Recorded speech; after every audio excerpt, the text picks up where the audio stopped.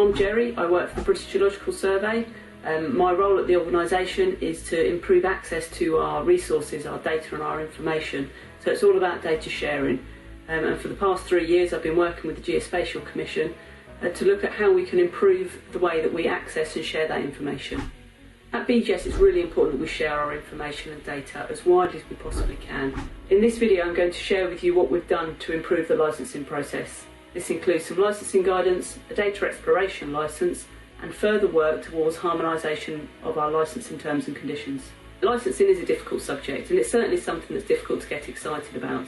It's quite often held up as the reason why people can't access the information that they want and they can't use it in the way that they need to.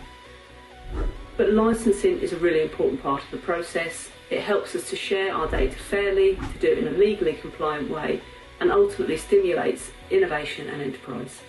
So one thing we recognised when running the project is that there's a licensing literacy gap between the lawyers who actually review and sign the licensing and the data users who use the data on their projects. To fill this gap, we've drafted some licensing guidance which includes things like summaries of common licensing, FAQs and a checklist for data users. We've also provided plain English summaries on the front page of our licences that's written in a language for the data user rather than the lawyer.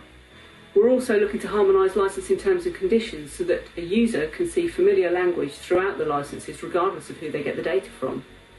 We've made massive progress with the data exploration licence, which allows users to take data for prototype and evaluation purposes. The National Archives have now adopted this licence as their developer licence on their websites.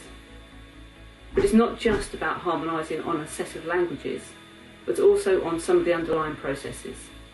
And because of this, we've seen more people take our data for prototyping and evaluation and ultimately building it into a product and service of their own. Full harmonisation of all of our data licences is a really big and ambitious project, and we're not quite there with it yet.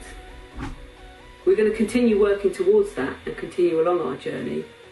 But in the meantime, we hope that you'll find that accessing data from any of our organisations is a far simpler, quicker and more efficient process.